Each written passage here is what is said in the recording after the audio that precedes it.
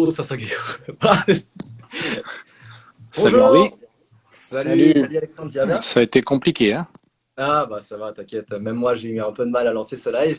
Comment tu J'ai vas? vu. Bah ça va bien et toi? Tout va bien, tout va bien. Ça va, la musique te dérange pas trop derrière? J'essaie de mettre une petite Je ambiance. l'entends à peine, t'inquiète pas, c'est parfait. Super, super, super. Bon, Eh j'ai ben, suivi ce live depuis le début, hein. J'ai eu du mal à la demande passait pas, mais j'étais bien là. ok, super. Eh ben écoute, je te laisse te présenter peut-être au chat. Mhm. Yes. Connaissent pas l'APEC, histoire qu'ils aient déjà un petit peu une visualisation de ce qu'est l'APEC et de ce que tu fais là-bas. Super. Donc, en quelques mots, je suis Alex, je travaille à l'APEC. L'APEC, dans son nom, il y a déjà des choses intéressantes à savoir. C'est l'Association pour l'emploi des cadres et des jeunes diplômés, avec déjà une indication assez majeure, comme tu l'as précisé dans tes stories et en début d'intervention, que là, le côté associatif fait que toute intervention à l'APEC est entièrement gratuite. Donc c'est bon de le savoir. Ensuite, pas mal, Désolé, pas mal. un mauvais truc. Bon, c'est peut-être avec le côté gratuit, ouais, bon, ok, pas mal. Ce qu'on fait à l'APEC, déjà à l'APEC, ce qui est souvent connu, c'est parce que c'est un job board, donc on peut voir des annonces, on peut mettre son profil, et ensuite, quelque chose d'un peu plus poussé, on est 500 consultants en France, justement au service des jeunes diplômés et des moins jeunes diplômés qui pourraient avoir des questions sur leur carrière. Recherche de premier emploi, est-ce que je veux devenir entrepreneur, est-ce que je veux me reconvertir, etc. Il y a des consultants, il y a des ateliers qui, encore une fois, de façon gratuite, viennent apporter leurs conseils donc à tous ces jeunes qui se posent et ces moins jeunes qui se posent des questions. Super. Donc moi, à titre personnel, j'interviens sur, tu l'as précisé, une opération nationale pour les jeunes diplômés qui s'appelle Objectif Premier Emploi, Mhm. qui est à la base en fait à l'initiative du projet France Relance décliné par Un jeune une solution et qui à l'APEC s'est transformé en Objectif Premier Emploi, sur lequel en fait la modalité elle est simple, c'est soit en présentiel puisqu'on couvre un peu tout le territoire et les jeunes peuvent venir nous voir s'ils sont en recherche, mais même de stage ou d'alternance d'ailleurs. Parce que, je ne sais pas si tu le sais Henri, mais même pour trouver un stage, une alternance, 2020 et 2021 sont des années assez compliquées, on en est Ouais. là. Donc, même si pour ceux qui vont anticiper par rapport à leur future recherche d'alternance, par exemple, à la rentrée, l'atelier est fait aussi pour ça. Donc, comme je disais, on couvre tout le territoire. On a la possibilité de recevoir des personnes dans nos centres. Et puis, pour ceux qui ne souhaiteraient pas ou qui sont un peu trop éloignés de chez nous, de venir participer à la partie visio qui existe de l'atelier Objectif Premier Emploi. D'accord. Yes. Super. Bah écoute, je sais aussi qu'on a un peu un plan que tu avais défini, qu'on doit suivre en tout cas par rapport à. En fait, on va simuler un peu un atelier qu'on pourrait suivre à l'APEC. Est-ce que Ok. tu peux en parler un petit peu aux viewers qui sont sur le live? Bien sûr. Alors le côté, il y a la partie visio, comme je disais, la partie présentielle. La partie présentielle, c'est 4 heures avec un peu de participatif justement parce que 4 heures en descendant, ça va être un petit peu long pour tout le monde. Mhm. Et 2 heures, donc une version un peu plus condensée sur la partie visio. Dans les deux cas, j'ai envie de dire, le message et les conseils sont les mêmes. Alors si on devait, comme tu l'as dit, faire un condensé, une simulation de ce qui se passe lors de cet atelier, on peut parler par exemple quelle première impression je dégage Mhm. auprès justement des autres participants. Donc on a un premier, ce qu'on appelle icebreaker, qui permet de détendre un peu l'atmosphère et de savoir justement ce que tu dégages. Et bien entendu, le lien se fait avec qu'est-ce que tu vas dégager en entretien. Donc ça, c'est un premier point. Ensuite, on va aborder la mise en action sur la recherche, puisque c'est là que le bas blesse. C'est qu'on pourra, si tu veux, par la suite, en discuter de façon un petit peu plus précise. Mais c'est vraiment dans la mise en action qu'aujourd'hui, on a beaucoup de conseils à apporter aux jeunes parce elle est un petit peu light, cette mise en action, bien souvent. Donc là, Ouais. on aborde à travers un certain nombre de chemins qui existent pour trouver ce job et qui sont bien souvent inexploités. Et donc, on met ça en avant à travers une méthodologie qu'on utilise à l'APEC pour justement, encore une fois, maximiser vos chances de trouver. Et vous repartez de cet atelier avec un plan d'action. C'est-à-dire qu'on vous a fait un peu brainstormer, on vous a un peu challengé sur vos façons de faire. Et puis, logiquement, vous repartez avec pas mal d'idées en tête pour justement rebooster tout ça. Et puis, avec un plan d'action.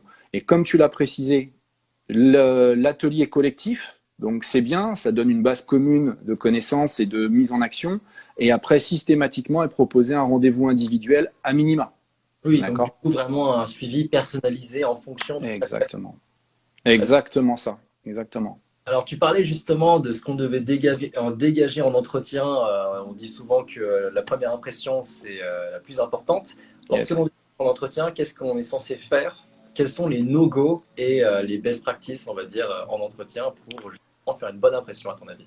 Ouais, en entretien, il y a alors bien sûr il y a la tenue vestimentaire, mais qu'on ne peut pas généraliser parce que ça va être en fonction quand même de nos secteurs. Si on est dev IT dans une startup de nos jours, on va évidemment pas ça. Je vais prendre des exemples extrêmes, mais se pointer comme si on allait en finance, tu vois, dans un fonds de pension, je ne sais où. Donc Mm. forcément, il y a en tout cas à réfléchir à l'aspect vestimentaire. Certes, ça c'est un premier point. Le deuxième point, ça va être, j'ai vu beaucoup, parce que j'ai eu un passé de 14 ans de recruteur, donc si tu veux des entretiens, j'en ai fait passer, et j'ai été en clientèle avec mes candidats. Mm. Il y a des choses pour ne pas passer pour un candidat touriste, c'est peut-être tout simplement déjà arriver avec de quoi prendre des notes. Ça peut paraître assez bateau, mais je peux te garantir que c'est pas systématique, loin de là. Mm. Donc même si au final t'en prends pas, hein, c'est pas grave, mais en tout cas de montrer que tu as prévu potentiellement d'en prendre, c'est déjà pas mal. D'accord, oui. Donc ça c'est bien. Euh, Un peu ah, tout dans le paraître. Un peu. bah ouais, mais non, mais tu sais, enfin de toi à moi, l'entretien, alors c'est pas qu'un jeu, mais il y a une partie jeu, hein. Oui, c'est un peu une danse, entre guillemets. Ou... Il y a des questions encore où on se dit, mais ils veulent que juste que je la prépare, ils veulent pas spécialement Oui, que comme les fameux quels sont vos trois défauts et quels sont vos trois points positifs, c'est ça? ta visée juste. Ta visée juste, c'est exactement ce type de question où on se dit, bon, bah, c'est un grand jeu, je vais le jouer. Après, le but c'est aussi ça, enfin, si on a envie de jouer le jeu, hein, bien entendu. Mais ouais, il y a des questions comme ça, ou qu'est-ce que tu veux faire dans 5 ans? On sait très bien, bon, quand on est jeune, on a des fois du mal à se projeter sur l'année qui vient, donc dans 5 ans. Ils peuvent se mettre aussi à notre place en se disant bon bah j'ai peut-être été comme eux, mais bon malgré tout ils veulent qu'on y réponde. Bon bah jouons le jeu, on va faire Mm. comme si. Voilà. Donc autre no-go peut-être un qui est peut-être un peu plus évident et je sais que tu veux peut-être l'aborder un peu après, c'est de parler salaire dès le premier entretien de soi-même. Oui, bien sûr. Je pense que ça fait un petit peu trop requin, un petit peu trop branché sur le salaire, donc ça peut être un no-go un peu évident à citer. Et ensuite, il y a aussi beaucoup d'entretiens sur lesquels je te cache pas, il y a, je te disais en début d'intro, candidat touriste. Mm. C'est-à-dire que si on a le malheur d'avoir la question, qu'est-ce que vous savez de nous, qu'est-ce que vous savez du job qu'on propose, bah, il y a bien souvent des blancs ou des approximations. Et ça, j'ai envie de dire, donc ça demande un minimum de prépa avant l'entretien, de savoir où on met les pieds, tout simplement. Oui, c'est comme la fameuse question. Bah ça, pour le coup, il y a des gens qui vont. C'est déjà se préparer un entretien, ça va éliminer une grande partie du stress pré-entretien, hein, parce qu'il y en a beaucoup qui ont un Exactement. peu la boule au ventre quand ils y vont. Mm. Et également aussi, en fait, les questions, je pense, hein, tu me dis si je me trompe, Vas-y. mais en termes de questions type, je pense qu'il faut déjà préparer, par exemple, une petite présentation de 2 minutes de soi-même pour pouvoir Mhm. démarquer et s'introduire le jour de l'entretien assez rapidement et dire quels sont en fait enfin, quel est notre parcours, quelles sont les cohérences que l'on peut trouver entre notre parcours et l'entreprise. Qu'est-ce qui fait que l'histoire de l'entreprise résonne avec notre logique de fonctionner et nos envies? Mhm. Et après, peut-être préparer également cette fameuse question de fin à la toute fin de l'entretien, puisque ça finit souvent par la fameuse question: avez-vous des questions pour nous en fait? Je Tu vas pense. finir consultant à la PEC, Henri, mais c'est bien parce que c'est plutôt bien introduit en effet. C'est exactement ça. C'est-à-dire déjà, comme tu l'as dit, se préparer à l'entretien, tout simplement pour se rassurer si on est d'une nature un petit peu stressée par rapport à des situations comme celle-ci, mais aussi tout simplement pour anticiper, même si on n'est pas stressé, pour anticiper des questions potentielles. Et comme ça, on s'y est préparé. J'ai encore effectivement des candidats qui veulent y aller au feeling, ça arrive encore. Tu as cité une question qualité-défaut. Moi, je dis chiche, à y aller au feeling et répondre quelque chose de cohérent et de pertinent à qualité-défaut sans avoir rien préparé du tout. Ça sent pas bon. Mais Généralement, on un peu et on sort le fameux ouais, je suis perfectionniste. voilà, tout ce qu'ils veulent pas entendre, plus entendre en tout cas, tout ce qu'ils veulent plus entendre, parce que perfectionniste, tout le monde l'a tellement cité que ça va pas passer quoi. Alors moi, j'ai une Donc réponse qui dit souvent, c'est que l'un de mes pires défauts, c'est que je suis maladroit physiquement, dans le sens où je peux renverser des cafés dans le bureau. Mais ça, on peut pas m'en vouloir. ça J'ai c'est plutôt, une réponse. j'espère que beaucoup de personnes écoutent et pour avoir, c'est un peu comme une parade. Et puis si en entretien on peut injecter un petit peu d'humour aussi, ça fait pas de mal pour détendre l'atmosphère. Et puis ça peut faire passer aussi plus facilement la partie défaut. Allez, on passe à autre chose. Donc ouais, je valide. Ok, super.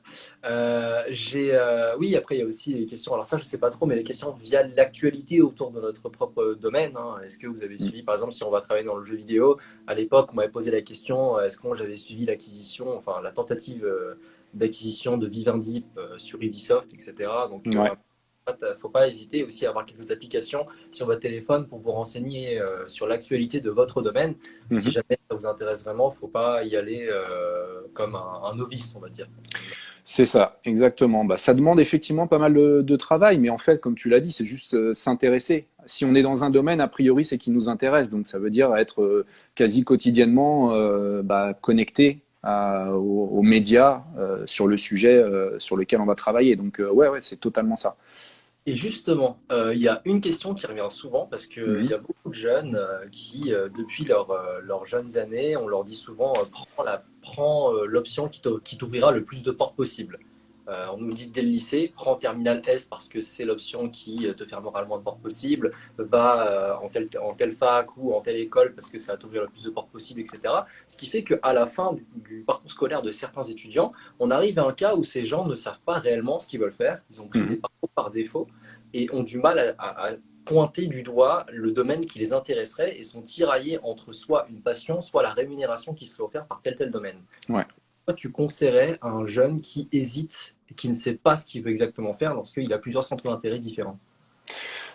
C'est effectivement un arbitrage toujours délicat parce que tu as d'un côté effectivement ce vers quoi on veut te faire tendre et les gens sont bienveillants, hein, ils veulent te faire aller là où il y a de futures opportunités, mais ça va peut-être en contradiction totale avec au final ce que tu veux exercer comme métier, tes valeurs ou autres.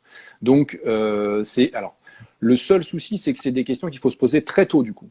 Hmm. Bien plus tôt qu'on ne pense, dès les premières orientations, c'est toi qui l'as dit, dès les orientations SES ou autres, c'est déjà, on devrait déjà quelque part comment penser en termes de métier. Se dire, mais à quoi ça va aboutir tout ça? D'accord? Et au milieu, j'ai envie de dire, des gens bienveillants qui veulent nous pousser vers l'employabilité et les passions qu'on peut avoir, est-ce qu'on peut pas trouver est-ce qu'il y a des compromis qui existent, c'est-à-dire des métiers sur lesquels il y aurait peut-être des opportunités futures, et puis en plus, c'est ce qui me passionne. Donc si très tôt on pense comme ça, déjà, on a des chances de s'orienter vers une voie, j'ai envie de dire, positive. Parce que le tout, c'est évidemment d'éviter, j'en vois des jeunes qui arrivent en fin de cycle, pour une raison X ou Y, n'ont pas pris la bonne orientation, et me disent mais en fait j'ai fait des stages et je me rends compte que c'est pas ce qui me plaît. Mais du coup on est vachement tard dans le process, tu vois. Hmm. On arrive à son premier emploi, là on se rend compte que j'ai envie de dire on est quasiment un projet de reconversion. Bon rien n'est impossible, hein, mais je veux dire c'est que quelque part on s'est pas posé les bonnes questions au bon moment. Donc Oui. oui, et surtout alors la moralité de tout ça c'est quoi? C'est ne pas hésiter à se faire aider. On est en France, il y a plein de structures qui peuvent t'aider à l'orientation. Il y a des fois tout simplement dans les collèges lycées, hein, il y a des structures qui peuvent aider. En tant que jeune, on se dit on n'y va pas parce que pour X ou Y raison, on ne sollicite pas. Il y a des structures type CIDJ, des types ONICEP, etc., qui peuvent, pareil, nous aider à nous orienter, nous dire si tu vas vers ça, ça tend vers tel métier. Et là, Hmm. du coup, en lisant des fiches métiers, on se dit ça me correspond, ça me correspond pas. Parce qu'il faut déjà se projeter en fait en termes de métier plutôt que de filière. Et ça, Oui. c'est rarement fait, j'ai l'impression. Oui, parce que des fois, certaines personnes, après, on va pas se mentir, il y a également une question de pression familiale qu'il y a derrière, Évidemment, qui évidemment. les enfants à faire des filières qui ne sont pas faites pour eux, qui sont pas faites pour eux. Il faut faire attention et avoir cette force de caractère de savoir leur dire, papa, maman, c'est pas exactement ce qui me correspond, quoi. C'est ça. C'est la force de caractère, la façon de communiquer aussi. Bon, effectivement, tu as totalement raison. Il y a là, ce que je viens de dire, effectivement, il y a des situations après familiales qui font que c'est plus facile ou non de communiquer et de quelque part déchirer les rêves que nos parents avaient pour nous. Alors que c'est nous, au final, qui allons vivre cette vie. Faut Oui, pas oui. l'oublier, quoi. Alors justement, tu parlais également de l'aide à la préparation de manière globale. Ouais. Mais avant même d'avoir l'entretien, il y a également toute cette phase, on va dire, assez protocolaire autour de la lettre de motivation et du CV. Est-ce Mhm. que tu as des conseils à donner, notamment autour du CV et de la lettre de motivation? Parce Ouais. que souvent, on a un peu ce problème de la feuille blanche, on va dire. Yeah. Mhm. Qu'est-ce qu'on doit dire? Par exemple, quand on nous dit mettre en avant vos hobbies, admettons, j'adore l'équitation, comment je fais pour mettre en avant l'équitation sur mon CV? Ou même sur la lettre de motivation. Ouais, alors bah si bon, je vais reprendre dès le départ déjà et savoir que ce soit l'entretien, le CV ou la lettre de motivation pour cadrer encore une fois comme c'est un service gratuit à l'APEC, il y a des ateliers. Donc dédiés sur le sujet, soit en individuel avec un consultant, soit en mode collectif en atelier. Donc c'est hyper important de le savoir et c'est disponible via le site. Donc n'hésitez pas Ah, à vous ici, inscrire. Ouais, ouais, carrément, carrément. Et ensuite, bah, dans le cadre, parce que le sujet du coup du CV et de la lettre, sont des sujets très très vastes. Si je devais résumer, si on commence par le CV, en tant que jeune diplômé, en tant que junior de façon générale, on va être perçu comme un junior. Déjà en temps normal, hors crise sanitaire. Donc t'imagines bien un employeur aujourd'hui qui a un job à staffer, il va être d'autant plus envie de se rassurer en ne prenant pas un jeune. D'accord. Donc, ayant dit ça, l'atelier sert justement à ça, à travailler autour du CV. Et quel conseil j'aurais à donner, c'est de travailler son CV en évitant des termes du type jeune diplômé, premier emploi, peut-être en inversant expérience et formation, parce que la formation, du coup, on va voir que notre diplôme, bah, il est récent. Est-ce que je vous laisse en suspens, est-ce qu'il faut mettre son âge sur un CV? Beaucoup de personnes vous diront oui, mais est-ce que c'est obligatoire et est-ce que ça me sert de mettre son âge sur un CV, sachant qu'on va me dire que je suis junior? Et l'âge, en plus, il arrive tout en haut du CV, donc forcément, si je vois quelqu'un qui a 22-23 ans, direct, bah, je sais qu'il est junior. Donc, est-ce qu'on est obligé? Je ne pense pas. Euh, il y a plein de petites techniques que j'aborde, notamment au cours de l'atelier, pour sur un CV, on ment pas. Par contre, il y a des petites techniques pour, j'ai envie de dire, essayer de masquer et de répéter qu'on est junior et à toutes les lignes et de du coup se le prendre en pleine figure en retour, quoi. hmm. Donc ça pour le CV, il y a ça, il y a personnaliser son CV, ça se fait en haut, hein. C'est tout ce qui est important, ça se fait en haut. Un recruteur, il va passer 10-15 secondes sur un CV s'il en reçoit 200. Donc faut se mettre dans ce contexte-là aussi, c'est-à-dire que toi tu fais un CV de A à Z, tu te dis qu'il va tout lire. Franchement, si ça arrive 1% du temps que les recruteurs lisent tout le CV, c'est extrêmement rare, ils n'ont pas le temps. Donc, ça veut dire quoi? Bien travailler le haut du CV pour qu'il aille plus loin dans le reste. Le haut du CV, c'est peut-être personnalisé. J'ai une annonce, ils recherchent ça, bah, je mets en haut des bullet points en mode, voilà, vous recherchez ça, bah, moi j'ai ça, ça, ça, telle compétence, telle expérience dans tel secteur, telle langue, etc. Pour l'inciter, encore une fois, et dire, tiens, ce candidat-là, il correspond bien, c'est un bon match avec ce que je recherche. Hmm. Donc je te dis, pour le CV, on pourrait y passer une heure, hein. Oui, bien sûr. Donc voilà, des petites idées comme ça, gommer qu'on est junior, le personnaliser, ça peut déjà être un bon début. Je vois beaucoup de CV avec vraiment où on se tire bien souvent des balles dans le pied. D'accord. Moi personnellement, de ce que j'ai pu voir, enfin généralement, je commençais par bah, mon nom, mon adresse mail, mes coordonnées pour qu'on puisse me joindre, ma formation.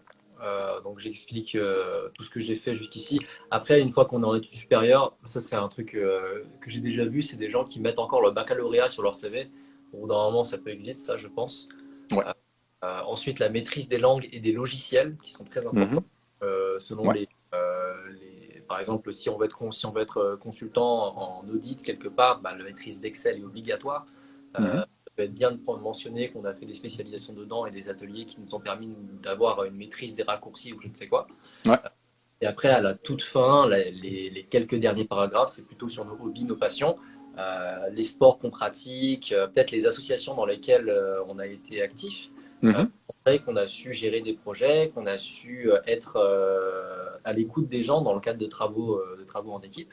Et en fait, c'est ça aussi qu'on essaie de valoriser en entreprise, en tout cas, c'est justement. Alors, je sais que c'est très. Moi, personnellement, je le dis souvent, j'ai du mal à bosser en équipe. Mais sinon, en entretien, il faut le dire. Ah, j'adore le travail d'équipe, ça, c'est mon dada, ça. Enfin bon. Bah oui, je valide. Encore une fois, et on revient sur la notion de jeu en entretien, hein, on est d'accord, hein.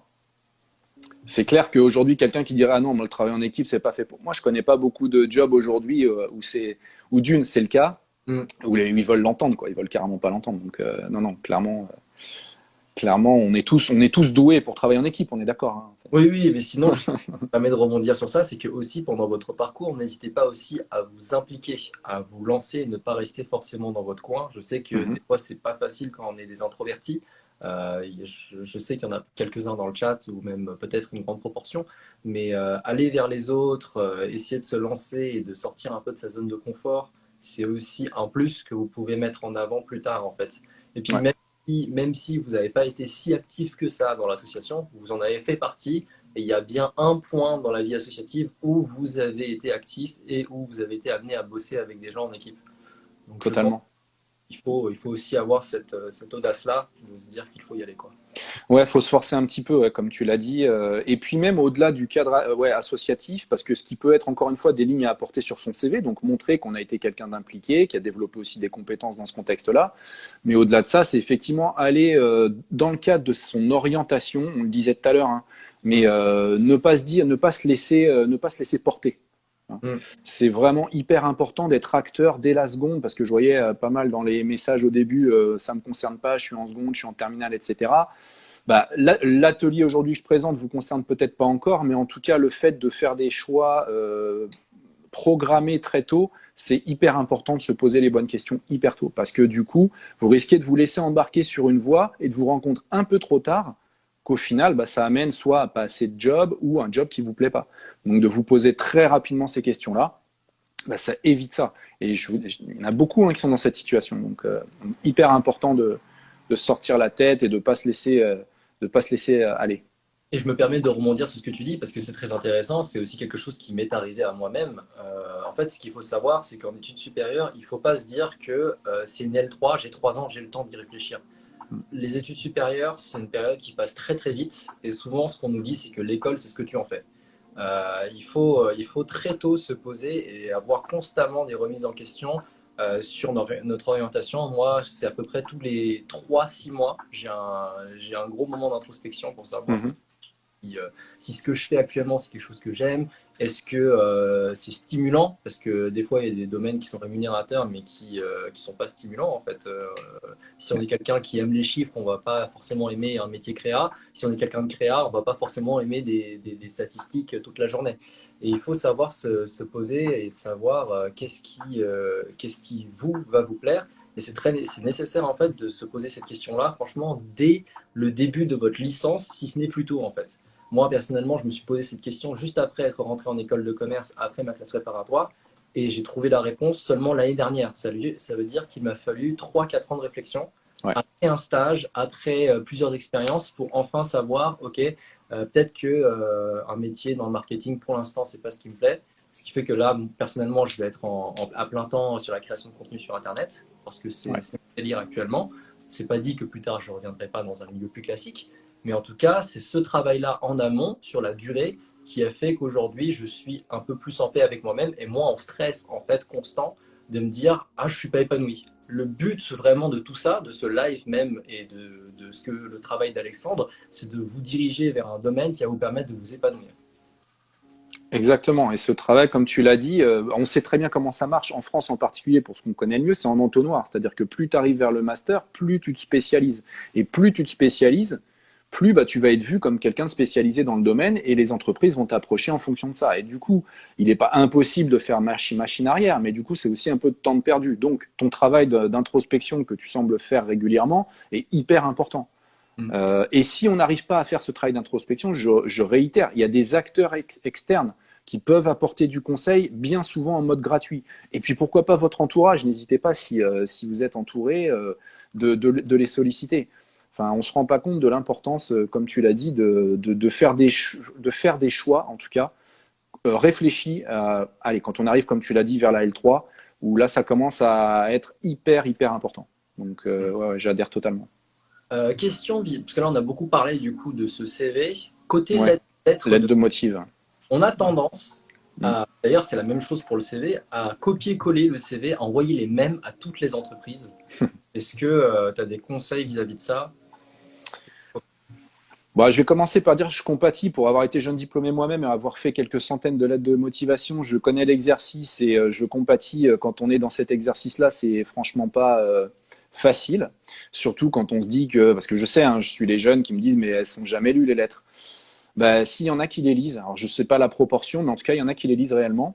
Donc sur ta question, alors la tentation d'envoyer tout le temps les mêmes, justement parce qu'en plus on se dit qu'elles sont peut-être pas lues, c'est Mhm. une tentation, c'est pas ce que je préconiserais, c'est clair que non.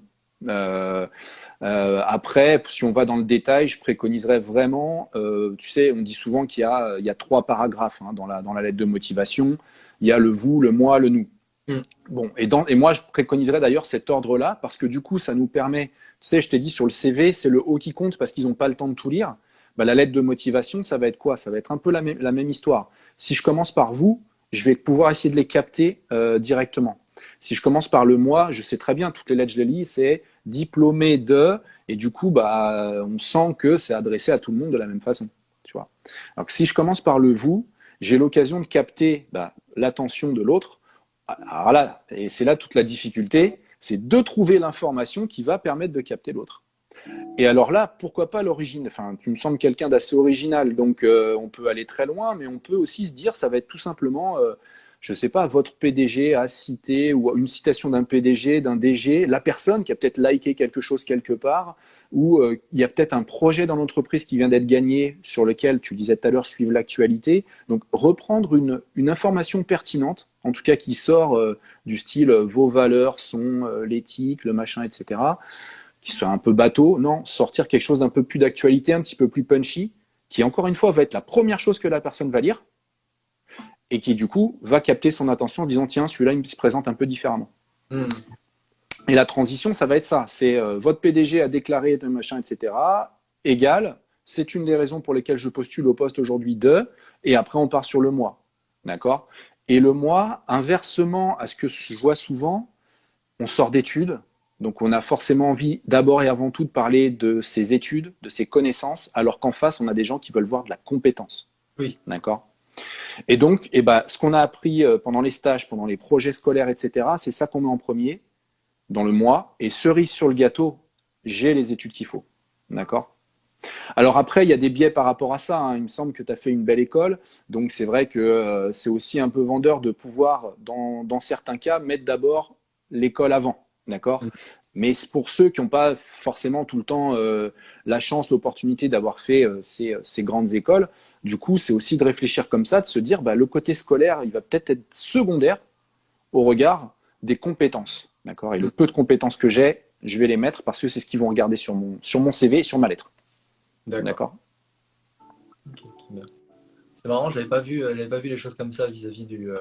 De la lettre? Oui, de la lettre. Moi, j'ai toujours Ouais, fait classique, je t'avoue.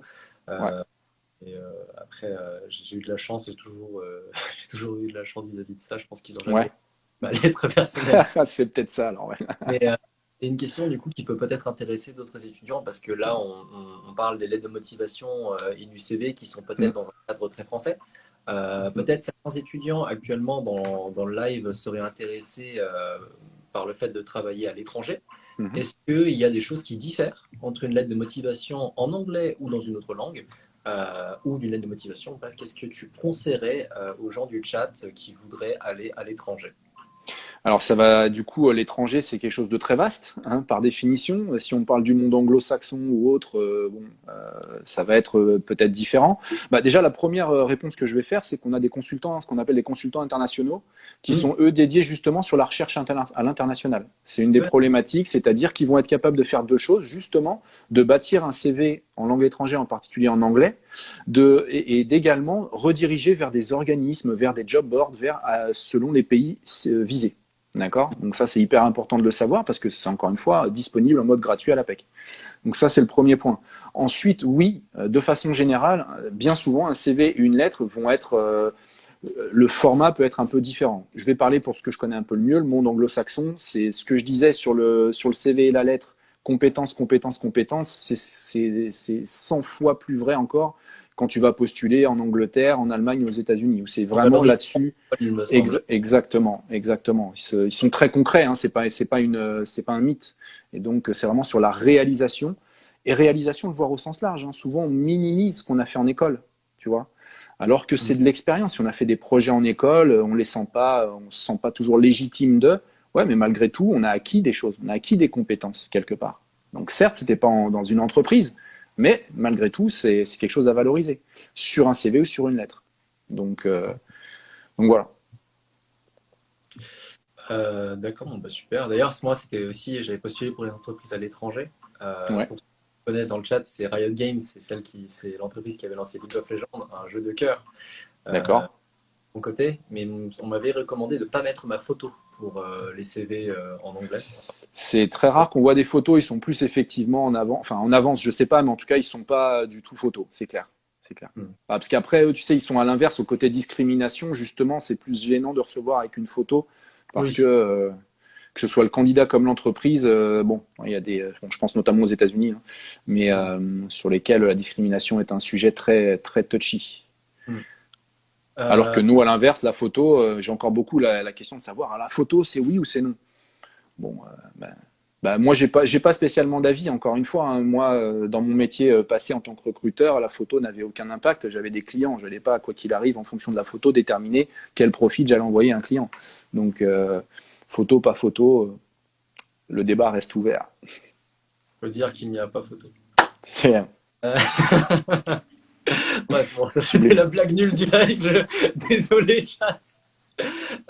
Question aussi vis-à-vis des. Bah, justement, quand on est jeune diplômé, on a tendance à un petit peu envoyer des lettres à beaucoup d'entreprises. Mm.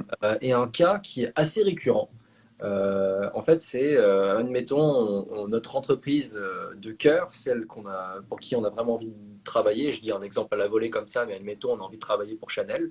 Ouais. On a un entretien avec eux, etc. Et dans la foulée, on a également un entretien avec un concurrent peut-être moins grand, moins prestigieux et moins rémunérateur. Il y a une catégorie, c'est le scénario suivant. Cette entreprise dont je t'ai parlé, la seconde, te répond en premier. Mhm. Chanel n'a pas encore répondu et est encore dans le process. Ouais.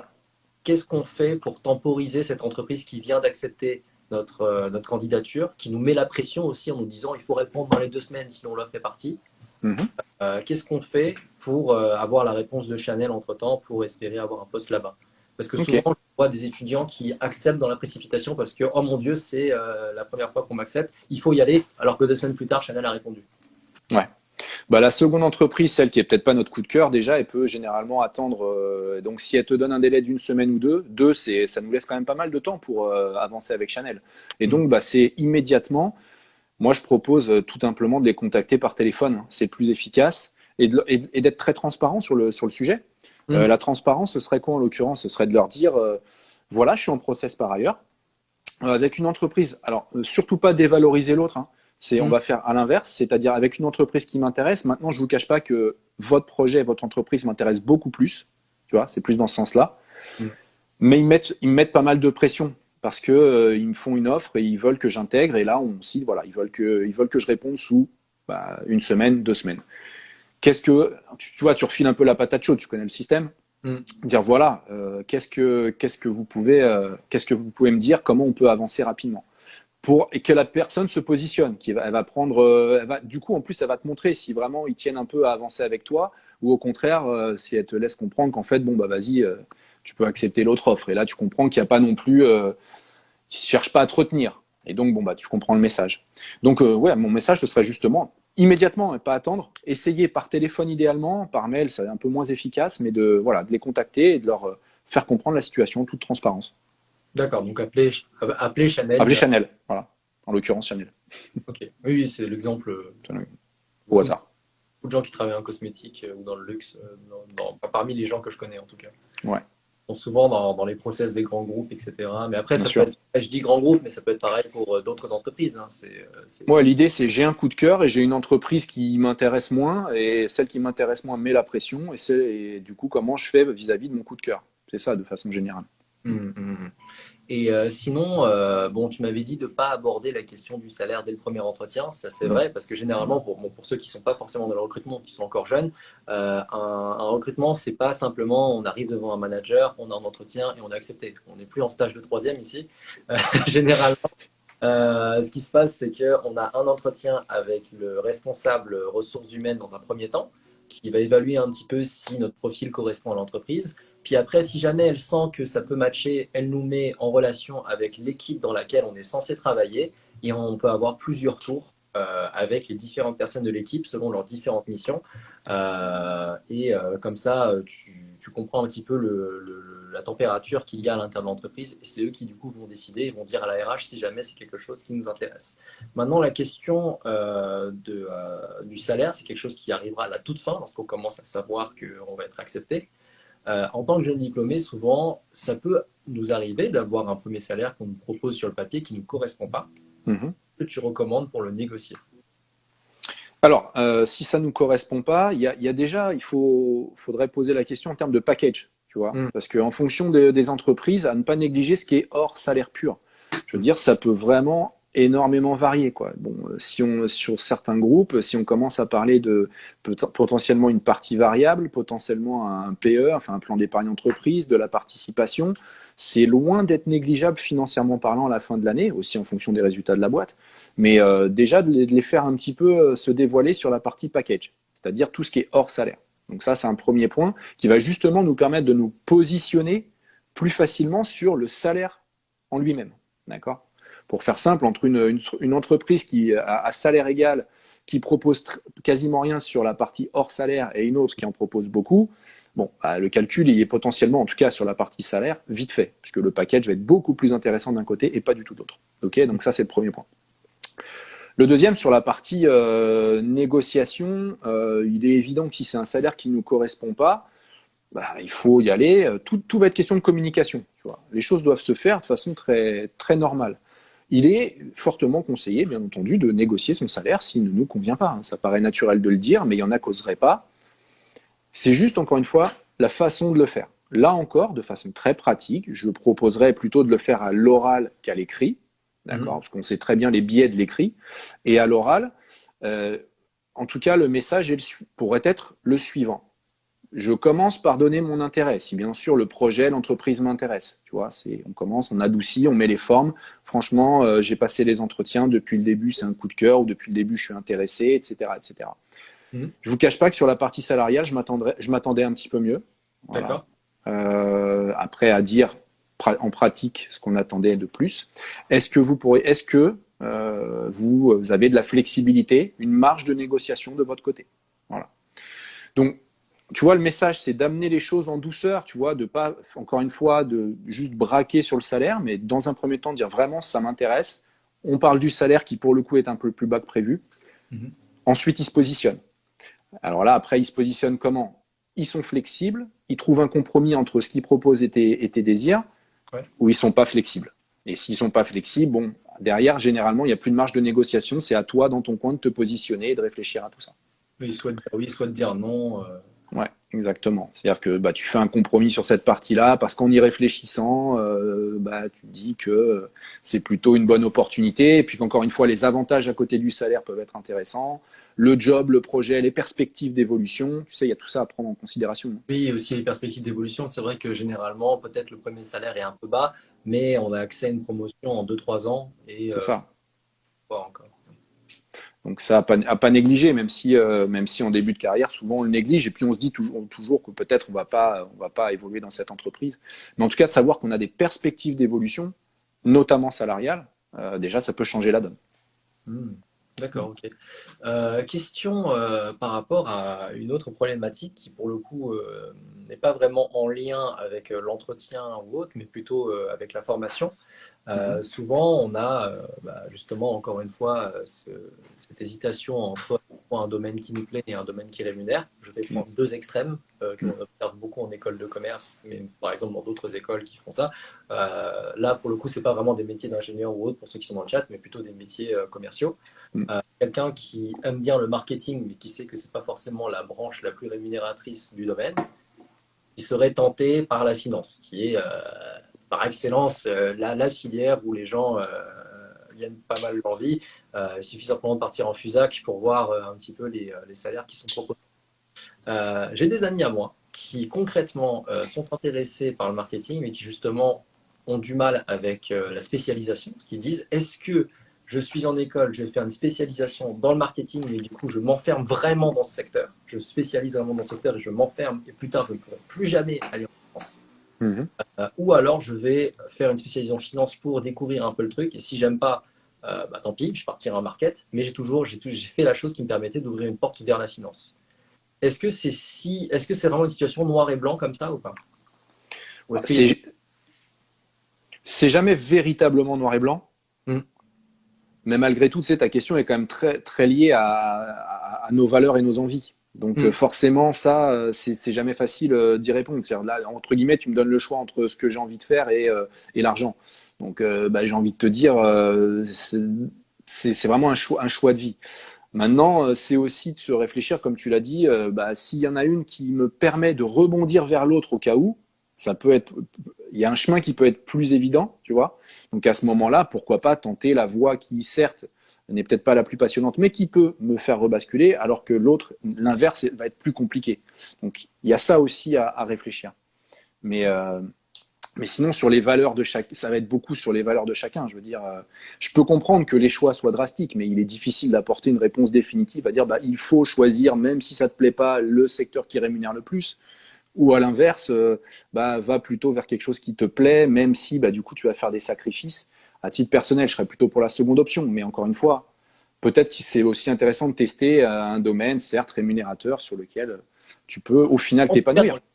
en tout cas, dans les études, une spécialisation dans une école, ça ne coûte rien, entre guillemets, si ce n'est du temps, mais ça fait partie de la formation, je pense. Après, C'est, ouais. pas si on n'aime pas. Enfin, moi, c'est mon avis. C'est beaucoup moins impactant que quand tu rentres en emploi. Ouais, c'est clair. C'est clair. Parce que tu peux, et j'en vois beaucoup, hein, des jeunes qui ont fait une voie et puis qui sont rapidement rendus compte que, bah, en fait, soit par rapport à un stage, soit par rapport, tu sais, aux matières qu'ils ont étudiées, bah, ils ont fait, bon, bah non, c'est pas pour moi, et puis qu'on bifurqué.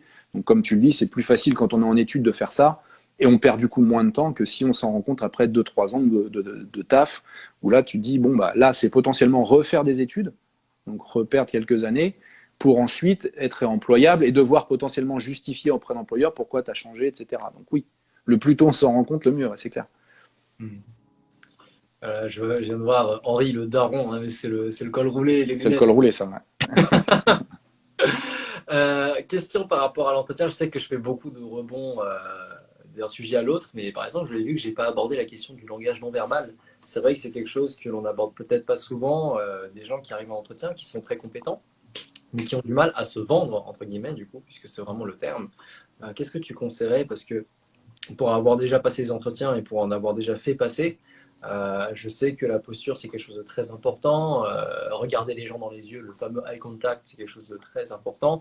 Qu'est-ce que toi, tu conseillerais aux gens du chat par rapport à ça? Ce que je conseillerais, c'est si vos écoles et vos universités ne vous préparent pas à ça, ce qui est, j'imagine, bien souvent le cas, hélas, si vous avez la possibilité de vos écoles et vos universités, s'il y a des ateliers ou autres qui sont proposés, mais foncez, clairement, foncez. Si c'est pas le cas, bah, vous avez plusieurs types de solutions. Et alors ça, je sais que peu de personnes le font, mais c'est se prendre en vidéo, hein. C'est Hmm. aussi simple que ça, hein. Ouais. C'est aussi simple que ça. Et en plus, vous n'aurez pas forcément à le montrer à quelqu'un d'autre. Du coup, vous voyez, et puis là, vous dites non, c'est pas possible. Enfin, vous corrigez du coup. Mais vraiment, on est le premier à pouvoir se transformer. Donc, ne pas hésiter. L'étape supplémentaire, j'en parlais, il y a des simulations entretien à la PEC, hein, je l'ai dit, hein, il y a des choses qui existent avec un consultant qui se met à la place de la personne et qui peut effectivement orienter sur la posture. Mais voilà, il y a des solutions qui existent. Mais comme tu l'as dit, ce qui est clair, c'est que le non-verbal compte beaucoup et Hmm. qu'avant de se tester dans la réalité face à quelqu'un, bah, si on n'a pas accès via des ateliers dans son école ou autre, bah, c'est de se filmer, hein. Il n'y a pas de, il n'y a pas de solution miracle pour être vraiment maximiser ses chances de pouvoir être sûr que voilà, notre non-verbal n'induit pas une espèce de négativité auprès de l'autre, quoi. Bah, justement, je viens de voir dans le chat Camnos qui nous écrit faut se renseigner sur le langage non verbal, c'est beaucoup plus important qu'on ne le pense, c'est beaucoup plus subtil. Il y a une étude qui a été faite sur le sujet, comme quoi, lorsque l'on parle avec quelqu'un, il y a 70% de notre attention qui passe dans le langage non verbal, justement, que ce soit dans la posture, dans nos dans le gestuel, au niveau de la Gestuelle, voix. bien sûr. C'est quelque chose de très important et je vous invite à vous renseigner là-dessus. J'ai un livre peut-être que je peux vous recommander de Bertrand Perrier qui s'appelle La parole est un sport de combat. Mhm. C'est un livre qui du coup analyse justement un petit peu comment la parole peut vous servir ou vous desservir dans la vie. Et ça pour le coup, voilà, c'était la petite recommandation du live vis-à-vis de ça. Super, impeccable. Mais comme tu dis, hein, c'est à ne pas négliger pour ceux qui en doutent. Bah oui, se renseigner sur le sujet à travers le bouquin que tu mentionnes et les études ne manquent pas sur le sujet. Ouais. Tu sais, c'est l'éternel combat, le fond et la forme. On se dit toujours le fond, c'est le plus important, etc. Et ben, c'est ça, le non-verbal, c'est la forme. Et ça a un impact. Comme c'est inconscient, on s'en rend pas toujours bien compte. mais on en est tous soit victimes, soit au contraire acteurs en fonction de comment on agit. Hmm. Une dernière question peut-être concernant alors là on sort un petit peu du domaine des jeunes diplômés Ouais.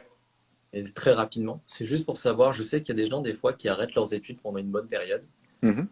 qui en tout cas après leur diplôme font totalement autre chose, qui sont D'accord. totalement déconnectés de leur formation et qui décident plus tard d'y revenir. Ouais. Comment tu justifies cette année de vide d'une entreprise? Ben, faut voir les situations individuelles parce que derrière chaque situation individuelle, il y a des choses qui sont potentiellement communicables, mais Mm. ces années de vide, encore une fois, peuvent être, en fonction des situations, communiquées de façon très transparente. Le discours, on en parlait à l'instant, le fond et la forme. Si tu as la bonne forme, le bon argumentaire, que tu as bien travaillé, ça peut passer, mais tranquille. Mais donc la transparence vraiment peut être et l'honnêteté peut bien jouer, mais en fonction, ça dépend comment on le communique tout simplement. Mm. Donc et là c'est pareil, c'est de l'entraînement, c'est-à-dire peut-être encore une fois, j'ai eu entre guillemets une reconversion, je suis revenu aux études. Et ben il y a des acteurs comme la PEC ou autres qui peuvent en fait m'aider comment dire à bien traduire le message que je vais donner quand je vais être en entretien, un truc qui tienne la route. Et est-ce qu'on va vers de la transparence qui du coup est hyper communicable parce que en fait ça paraît hyper limpide, hyper argumenté. Moi je pense qu'on peut comprendre les choix de carrière. Tout dépend comment on va les expliquer. Et ça se travaille. C'est pas encore une fois dans l'improvisation généralement qu'on va être pertinent. Donc à ta réponse, je dirais la transparence, mais ça se travaille. Oui, ça se Et se prépare. faire aider. Ça se prépare. Parce qu'on nous la pose, il faut la préparer. Exactement. Encore une dernière question parce que je la trouve très intéressante, parce que Mhm. je ne suis pas touché à ça et je ne le connais pas. Euh, D'accord. Quand on est quelqu'un en situation de handicap, Oui. comment on fait? Parce qu'on peut se sentir moins en confiance face à quelqu'un, un recruteur. Mhm. Comment on fait pour mettre en avant, ou en tout cas, comment on fait pour en parler? Pour pas Alors dire, parler de son, pour éviter de penser que ça va être un handicap dans le travail, en tout cas. Mhm. Si en l'occurrence c'est pas un handicap dans le travail, de toute façon la question du handicap est une question encore une fois touchy parce qu'il y a des personnes, tout le monde, tu sais, de nos jours, bien entendu, on est pour la valorisation du handicap. Dans les faits, on sait très bien que ça met beaucoup de temps, soyons clairs, et que les entreprises préfèrent payer finalement le fait qu'il n'ait pas les pourcentages de personnes en situation de handicap plutôt que d'accueillir des personnes en handicap. Donc voilà, je préfère être tout à fait réaliste sur le sujet, hein. C'est une réalité. On y va très doucement, on est en France, hein, tu sais, on n'est pas tranquille. Hein. Malgré tout, si on a dans une situation de handicap, effectivement, je pense qu'on a été accompagné pour savoir quel métier on peut exercer, du coup, et par rapport à ces métiers auxquels on peut exercer, la question se pose, est-ce que dès le CV, on le mentionne ou pas? Ça, c'est encore une fois une question éternelle. Je suis pas encore une fois, je crois encore une fois certain qu'il faille le mentionner dès le CV, mais je peux aussi comprendre qu'on veuille mettre les choses honnêtes et cash dès le départ, tu vois, qu'il n'y ait pas d'ambiguïté derrière, que la personne se dise non, moi je veux qu'on le sache, comme ça derrière, j'ai pas l'impression que la personne se dise on m'a caché quelque chose. J'entends les deux arguments. Oui, après moi, dans le CV, j'aurais peur, enfin moi personnellement, je sais pas, hein, mais ça c'est plus un avis personnel, j'aurais peur que ça fasse un effet discriminatoire, on va dire. Enfin, bref. Dans un sens ou l'autre, non, je suis tout à fait d'accord. Si j'étais, je pense de la même façon que toi, si j'étais dans cette situation-là, maintenant, j'ai déjà eu le cas de personnes qui me disaient oui, mais je préfère au moins que ce soit clair dès le début. Du coup, c'est vrai que je pouvais aussi comprendre l'argument. Tu vois. Mm. Mais sinon, après, encore une fois, comment se valoriser? Je pense qu'il y a on peut se renseigner aussi sur les entreprises qui sont plus ouvertes que d'autres, Mhm. hein, à la situation du handicap. Il y a plein d'acteurs en France, hein, qui existent pour se renseigner là-dessus. Et puis après, c'est vrai que j'ai envie de dire, faut essayer de doter, parce que c'est comme quelqu'un qui ne serait pas en confiance au-delà du handicap. C'est essayer de travailler pour ôter la barrière de je vais communiquer sur mon handicap. Non, il faut être assez confiant. Alors c'est facile à dire, hein, je sais. Assez confiant quand on va rencontrer les personnes que justement de faire oublier ce handicap. Et on va se recentrer sur nos compétences, ce que je peux leur apporter, entre guillemets, malgré mon handicap, qui peut être visible, et surtout si en fait mon handicap n'est pas du tout impactant. Parce qu'il y a des métiers où on est reconnu travailleur handicapé, mais sur lequel il va y avoir zéro impact. Et donc effectivement, à ce moment-là, c'est d'autant plus facile de devoir se connecter sur la compétence qu'on peut apporter. Je crois beaucoup aux compétences vraiment de façon générale et encore plus dans ces situations. Super. Bah, écoute, c'était très très cool et très instructif. Merci beaucoup pour tes réponses, Alexandre. Merci à toi, Henri. Chat, j'espère que ça vous a plu comme live, j'espère que ça vous a appris plusieurs choses, on a abordé beaucoup de questions. Ce live-là, pour le coup, je ne sais pas, en tout cas, je vais l'enregistrer de mon côté, je ne sais pas s'il sera en rediffusion sur le compte de la PEC. Est-ce que tu le sais ou pas, Alexandre? Excellente question. Je pense que oui, mais c'est pas moi qui gère les réseaux, donc je vais checker ça rapidement. Eh ben, écoutez, si jamais, pour ceux qui viennent d'arriver en plein live et qui sont déçus d'avoir fait une grande partie de l'intervention, n'hésitez pas à follow le compte de la PEC, puisque je pense hein, que le direct sera en replay en IGTV sur leur compte. N'hésitez pas non plus à aller checker les liens en swipe up dans ma story où je vous parle justement des différentes solutions de la PEC pour vous aider à trouver votre premier emploi, mais également pour vous accompagner en présentiel ou en digital pour votre recherche d'emploi également. Tout ça, ce sera topic, donc n'hésitez pas à y aller. Super. Merci, Henri. Ça va aller? Très bien. On va passer une bonne journée. Nickel. Toi aussi. À Ciao. bientôt. Ciao. Au Bye. revoir.